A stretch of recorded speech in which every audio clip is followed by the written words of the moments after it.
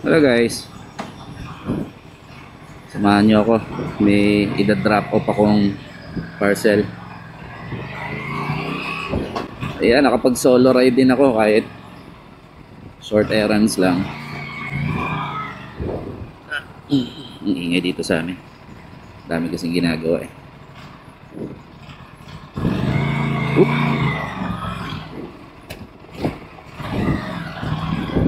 Gaan.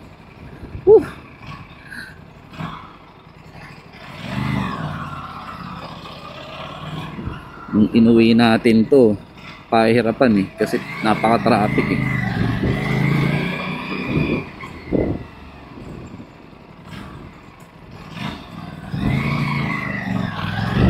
Gaan ng bike. Tapos mag-work din siya. Woo! Sarap!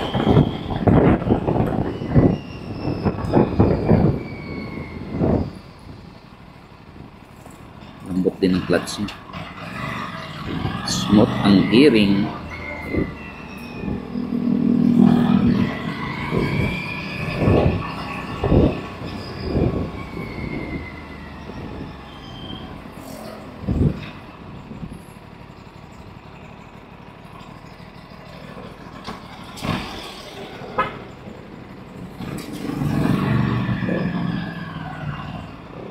Okay, so share ko lang guys kung bakit ito yung napili kong next bike. Teka lang, liko muna tayo.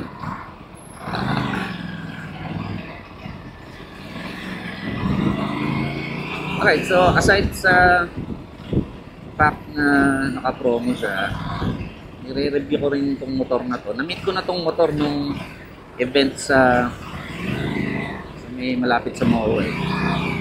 Makina motor show. Nakita ko po. Although hindi ko pa masyadong pinansin. Kasi ang impression ko, syempre pagka-free yan, yung kamahalan niya. Kasi syempre, Italian brand din.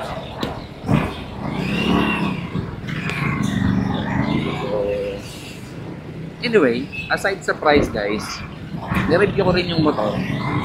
So, number one na reason para mag-design ka ng bike is reliability talaga.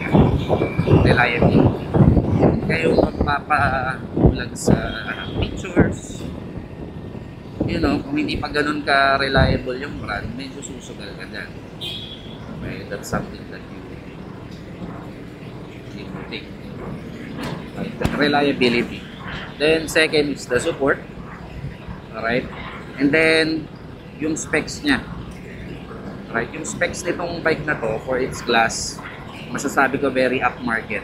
So to start off, yung frame niya, I think if I'm not mistaken, it's the only bike on its class naka twin aluminum spark plate frame na nagbibigay sa kanya ng big bike presence.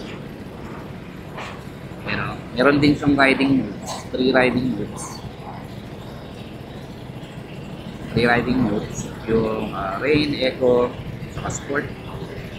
Then ABS, naka upside down fork na siya. Alright. Ano pa ba? Yung brake hose niya, naka steel braid na rin siya. TFT display, napaka upmarket, no? What else? Yan, naka 270 degree track.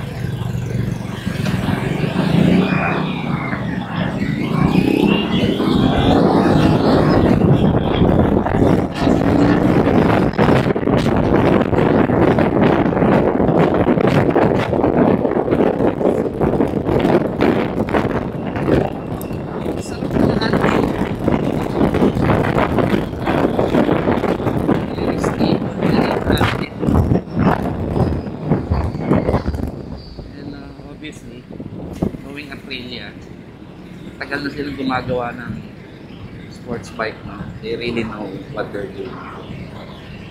So, yun yung main reason. Tsaka yung looks, no? sabi ko yung boots talaga. May kasabihan nga eh, if you are not, sa mga rider to pag hindi mo raw tinititigan yung bike, you bought the wrong bike. Kaya nga nung nasa kasa ako, kung maalala niyo, last week, dapat white yung last week nakita ko parang hindi nga makusap niya. So yun. So dahil mas matripan nga natin kung racing spike person, ito mo. Okay. So ano pa, ito masasabi ko dahil ano siya, even though entry level last sport bike ko, may power siya. This is a 407cc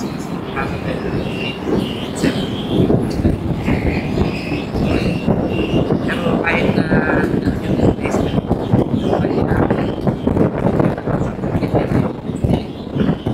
right? Sa nakabasa ko, and then based on reviews ko is yung fuel consumption is maabot ng 28 to as high as 33 kilometers per liter. Although, again, that's not my personal experience. Kailangan natin i-test yan. But having that option na mapapatipid mo siya, this is perfect for everyday use. Ganda. Hindi yung tipo na, halimbawa first time lang, pero gagamitin mo naman yung bike mo. Let's say, once a week lang or pang weekend bike lang simply because you cannot go to the Costco. So, yun. Ano lang, titig-titig ka lang. Hindi mo naman sa nagagamit. But for this one, manageable yung cost niya. Ano mo siya, possible na maipang daily siya. Because of that fuel economy. Lalo na dito sa Pilipinas, kung mapapansin mo. Madalas traffic. Imagine kung naka-higher displacement big bike ka. Ayaw ng big bike na may stuck sa traffic. Karamihan dyan. Nag-overheat. Kaya recommended kung big bike talaga.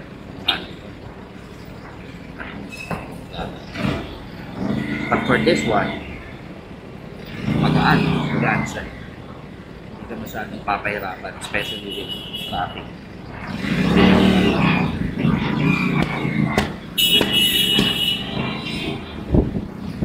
Sanay na tayo.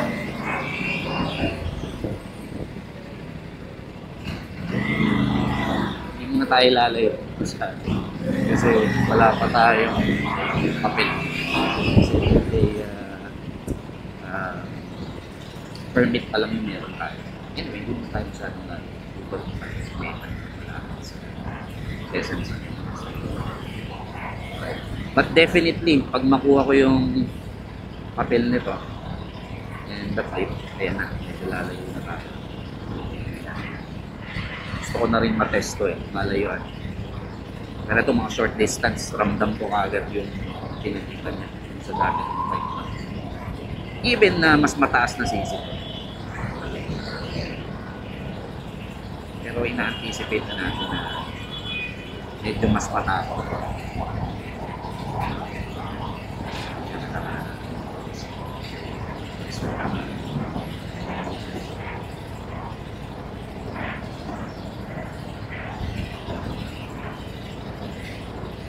Ayan, ano pa ba? Malakas yung paano itong motor na to eh. You know? Yung iba, sinasabi nila, reliable dahil nabawasan. For me naman, walang issue.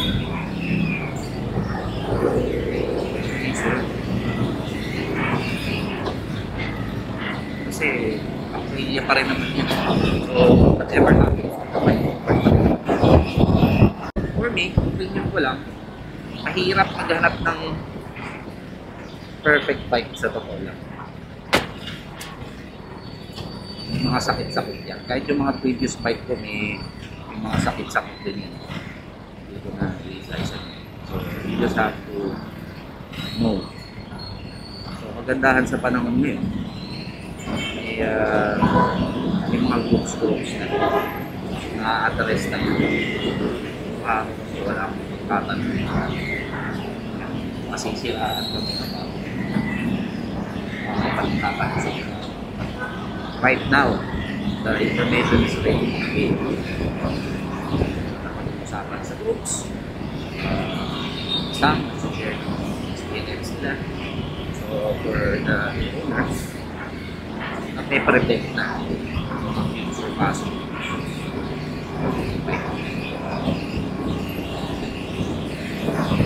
Manalagyan ng comfort na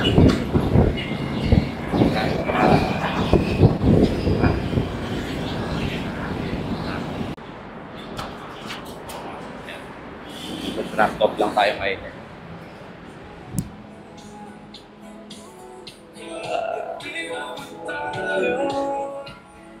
Magda-drop off ng item for return.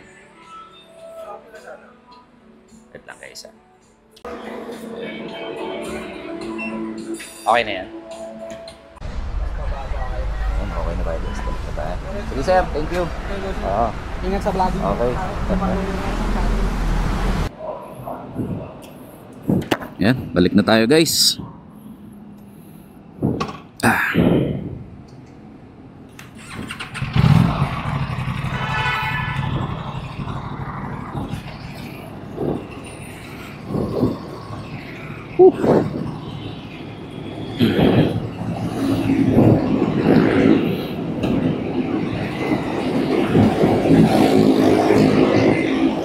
Hanap tayo ng U-turn.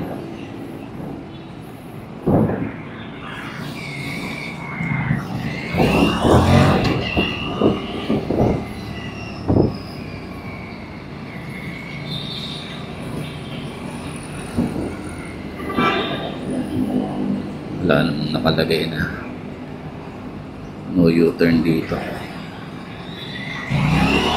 Woo!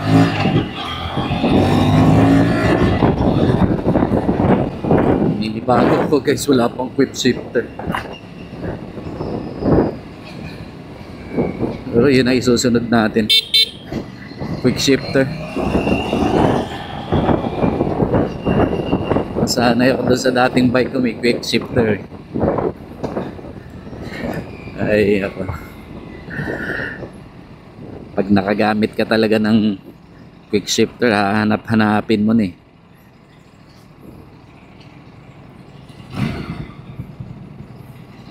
Tahimik lang yung ano natin guys.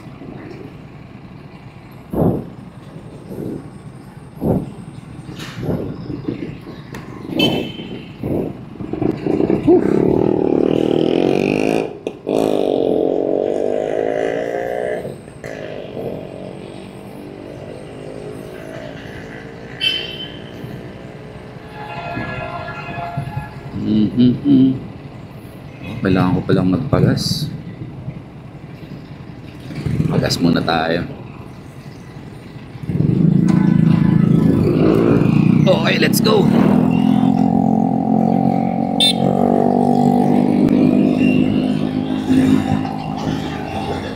Woo!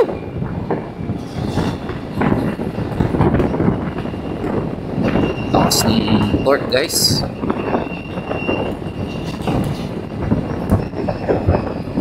Smooth na smooth.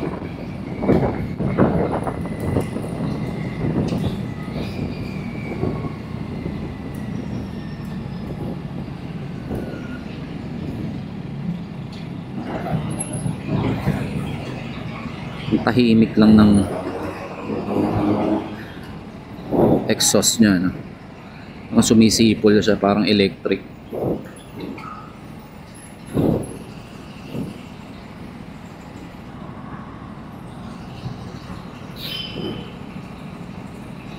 Yan, kaway-kaway.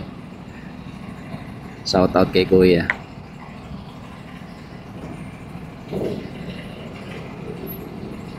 Gusto ko pang iikot eh. Stroll kaya muna tayo guys. No? Bitin ako dun ah. mag-stroll tayo ng bahagya. Tapos magpa-karga na rin tayo.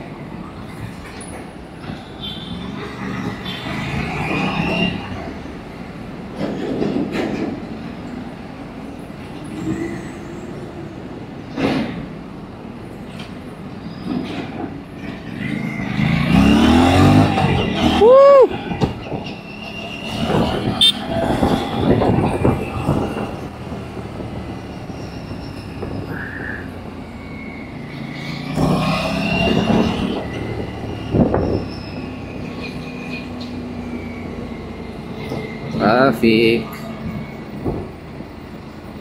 Bago ko sa controls.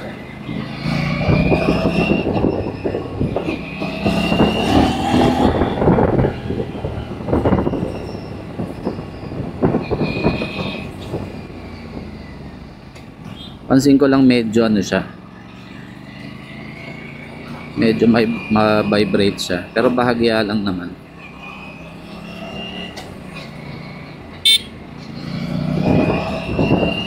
Sarap niyang i-flick-flick. Sumusunod talaga yung bike, di ba? Very flickable siya. Woo!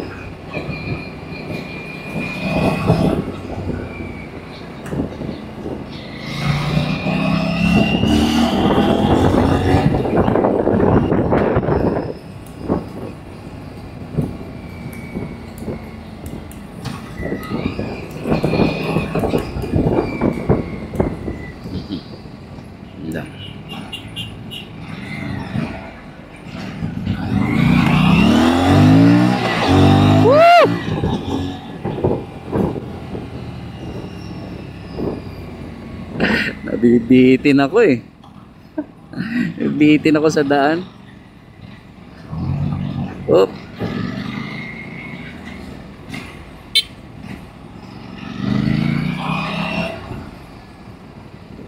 Bitin ako sa daan.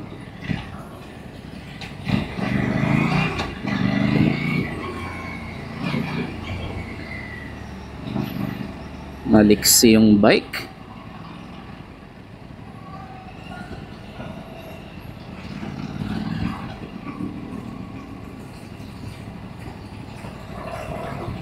Tahimik siya. Pero okay lang naman yung tunog niya. Paano pa kaya pag naka-exhaust na to? Parumbado na tong bike na to.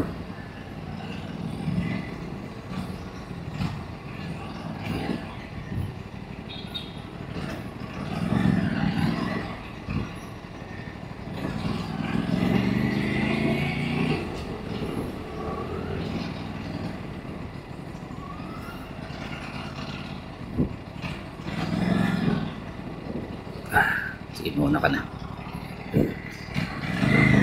Bye tayo eh.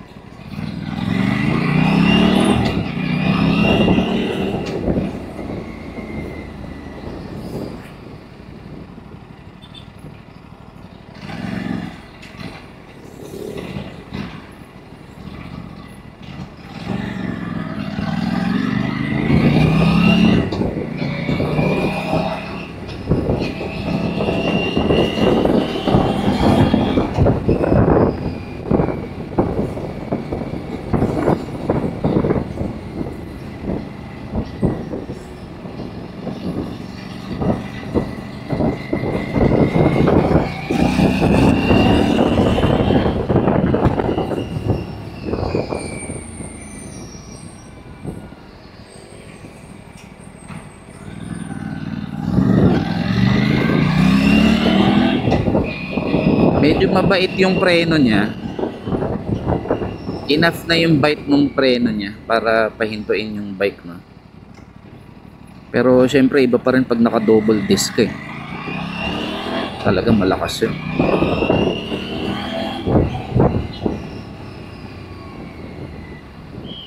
Nabutan tayo ng traffic light.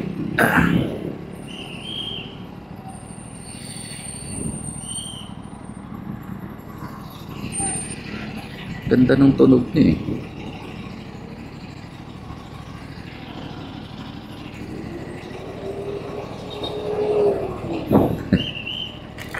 Lalabas ka sa vlog ko, kuya. Ayan, shout out kay kuya. Ha? Throttle therapy doctor. Oh, throttle therapy doctor.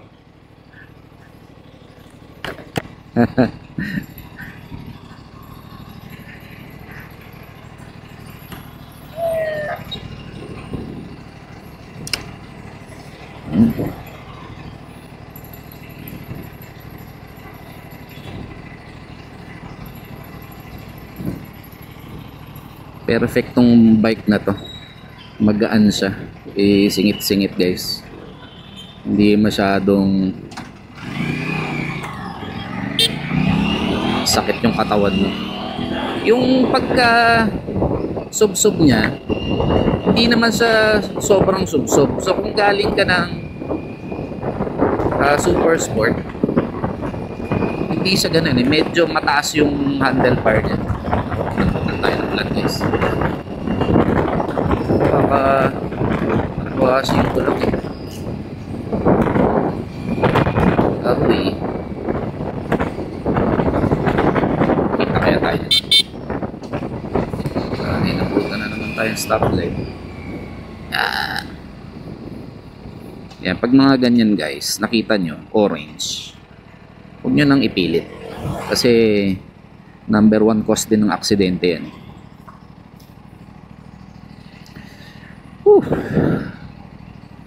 Yan, medyo nakisama yung panahon. Medyo tumila.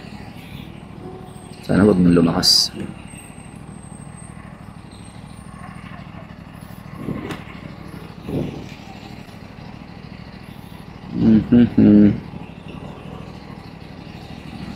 Mamaya magsho-shortcut na ako.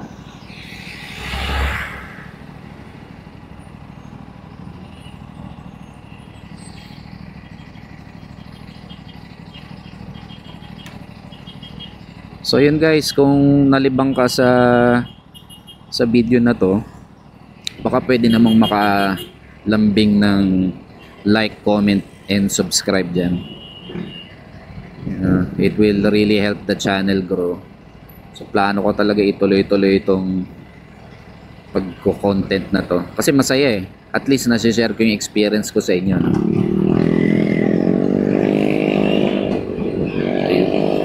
Go na tayo guys. Haba rin ang pila. Grabe. Ibigyan kaya tayo nito. Hindi tayo pinagbigyan. Bigyan tayo. Bait.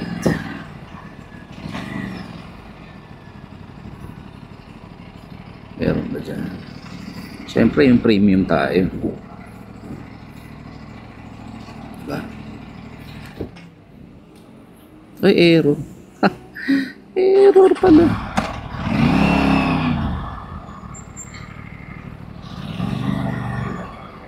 Error.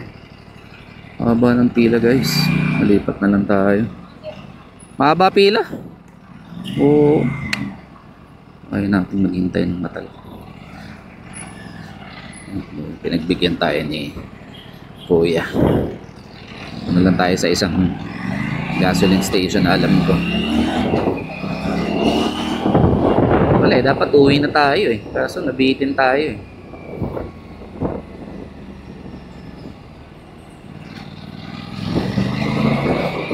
Stroll muna tayo.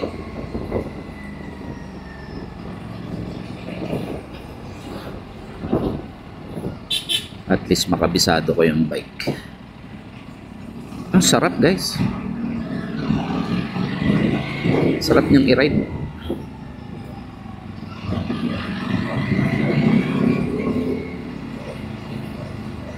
Gaan lang siya.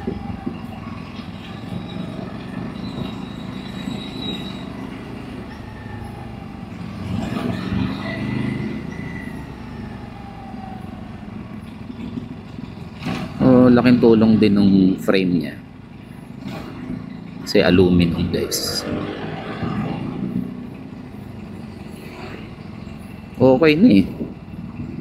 Pero yung iba, kung gustong let's say magmukhang mas malaki yung motor, pwede pa namang lakihan yung gulong sa likod.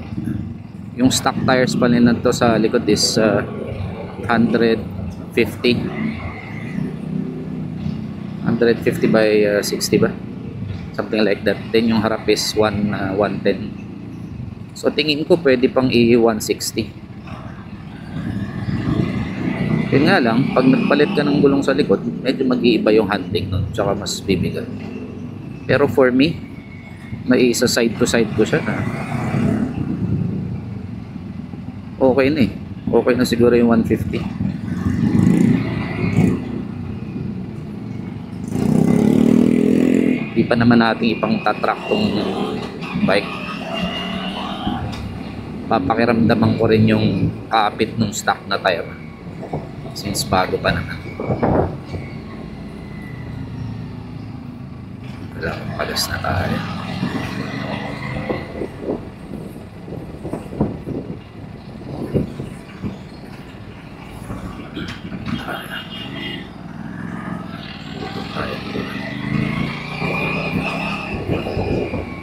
Sa sea oil sana tayo, kaso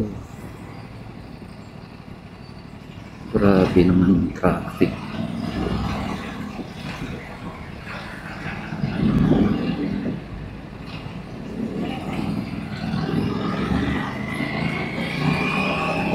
Pakutan tayo ng pula.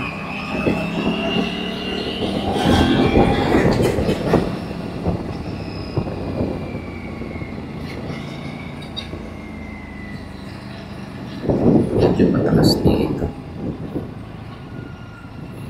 Okay. Mamayang gabi na lang, paglabas ko ulit. Uwi na muna tayo. Daming sasakyan eh. Alas 12 na rin pala. Ayun, X-Max 1G.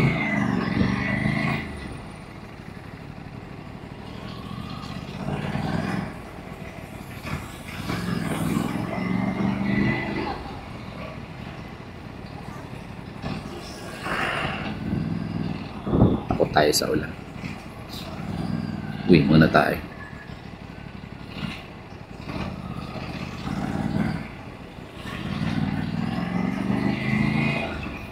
Bait ng tulog niya.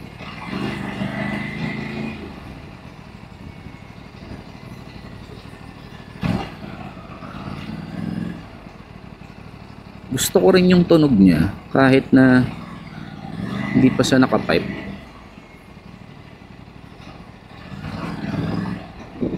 Iba sa one cylinder. Saka iba rin sa 180 degree. Ayan nga wala. Buti na lang. Uwi na tayo. Angas na rin yung tunog niya. Hindi nga lang ganun kabulahaw. Pero pwede na. Bibihin muna natin yung bike. Kasi bago pa. Enjoyin muna natin. Ganito siya. Uwi na ako.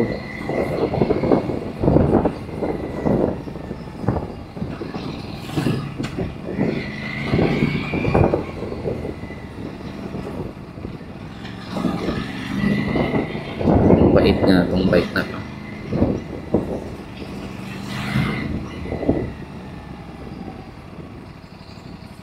Hindi siya nang gugulat ng power.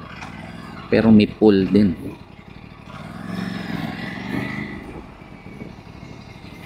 So, question is, marirecommend ko ba to sa mga first time na mag-sports bike, definitely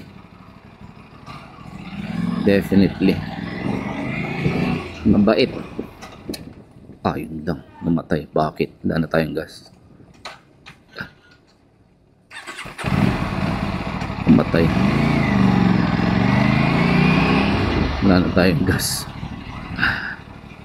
Sininok. Umaraw naman.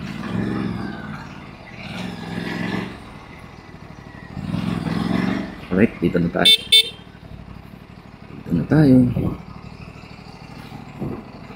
Okay. Thank you sa pagsama sa akin. Kahit short ride lang. Remember that night. Peace.